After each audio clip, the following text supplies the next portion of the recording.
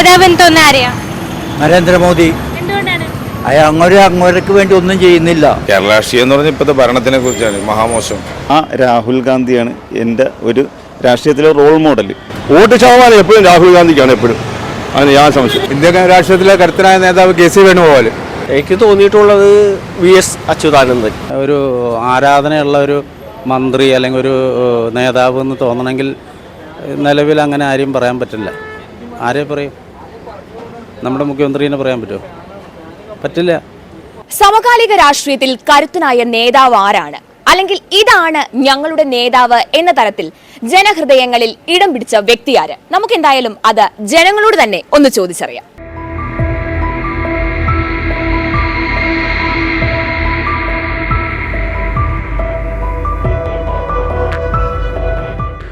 നിലവിലെ ഇന്ത്യൻ രാഷ്ട്രീയത്തില് ശക്തനായ നേതാവെന്ന് തോന്നുന്ന ആരെയാ?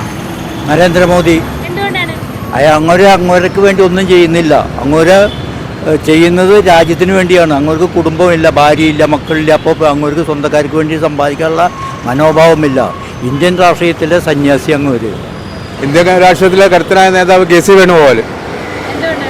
എനിക്ക് അദ്ദേഹത്തെ വളരെ ഇഷ്ടപ്പെട്ടതുകൊണ്ട്. അത് എൻ്റെ ചേട്ടനെ പോലെ കാണുന്നൊരു വ്യക്തിയാണ്, അതുകൊണ്ട് അദ്ദേഹത്തിനെ വളരെ ഇഷ്ടപ്പെടുന്നു. നിലവിലെ ഇന്ത്യൻ രാഷ്ട്രീയത്തിൽ ഇപ്പോൾ പൊതുവേ കേന്ദ്രത്തിനെ സംബന്ധിച്ചിടത്തോളം എന്ന് പറഞ്ഞാൽ ജനങ്ങൾക്കെല്ലാം മോശമായ അഭിപ്രായം ഉള്ളത്. പിന്നെ ഞാൻ പ്രത്യേകിച്ചൊരു രാഷ്ട്രീയക്കാരനല്ലേ, എനിക്ക് ഒരു രാഷ്ട്രീയത്തിനോട് താല്പര്യമുള്ള കൂട്ടത്തിലാണ്. നല്ല കാര്യങ്ങൾ ആര് ചെയ്യുന്നു അവർ നല്ലത് തന്നെ. ഇപ്പോഴത്തെ നമുക്ക് പറയുകയാണെങ്കിൽ ശക്തനായ ജനങ്ങളെ പിന്തുണ 80-90% രാഹുൽ ഗാന്ധിക്കുണ്ട്. പക്ഷേ എങ്കിൽ എന്ത് വെച്ചാൽ നമുക്കറിയാം, ഇന്ത്യയിൽ ഏറ്റവും കൂടുതൽ വോട്ട് ശതമാനം എടുക്കുമ്പോഴും കോൺഗ്രസിനാണ് കൂടുതൽ. മറ്റുള്ള രീതിയിൽ നോക്കുമ്പോഴത്തേക്കും ഈ വിഹിത അല്ലെ കൂട്ടുകെട്ട് വെച്ചാണ് എല്ലാവരും ഭരണത്തിൽ കയറിയിരിക്കുന്നത്. വോട്ട് ശതമാനം എപ്പോഴും രാഹുൽ ഗാന്ധിക്കാണ് എപ്പോഴും, അതിന് ഞാൻ സംശയം. രാഹുൽ ഗാന്ധി എന്ന് വെച്ചാൽ ഒരു സത്യസന്ധമായിട്ടുള്ളത്, പുള്ളി തുറന്ന് പറയുന്ന കാര്യങ്ങൾ നടക്കുന്നു, അല്ലാതെ വേറെ ഒരു കറപ്ഷൻ ഇല്ല. പിന്നെ ഇവർ ബാക്കിയുള്ളത് നമുക്കറിയാമല്ലോ, ആ ഒരു രീതിയിലുള്ള ഇതുള്ളൂ. എനിക്ക് തോന്നിയിട്ടുള്ളത് VS അച്യുതാനന്ദൻ. ഇപ്പം കേരളത്തിനെ സംബന്ധിച്ചിടത്തോളം പറയുകയാണെങ്കിൽ പിണറായി വിജയൻ തന്നെയാണ് കരുത്തനായ ഒരു രാഷ്ട്രീയ നേതാവ്. സമകാലിക ഇന്ത്യൻ രാഷ്ട്രീയത്തിലല്ലേ കരുത്തനായിട്ടുള്ള രാഹുൽ ഗാന്ധിയാണ്.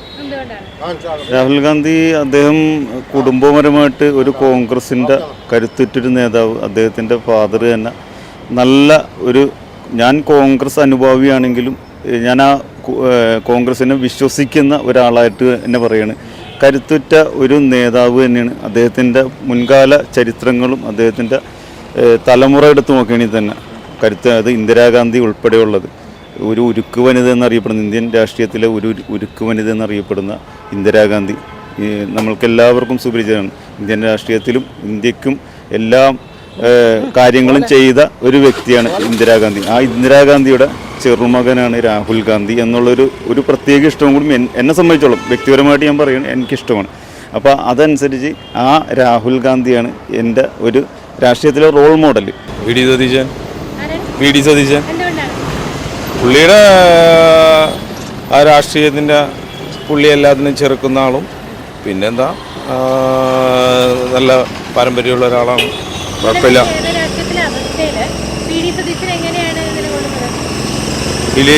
എങ്ങനെയാണ് നിലകൊള്ളതാ?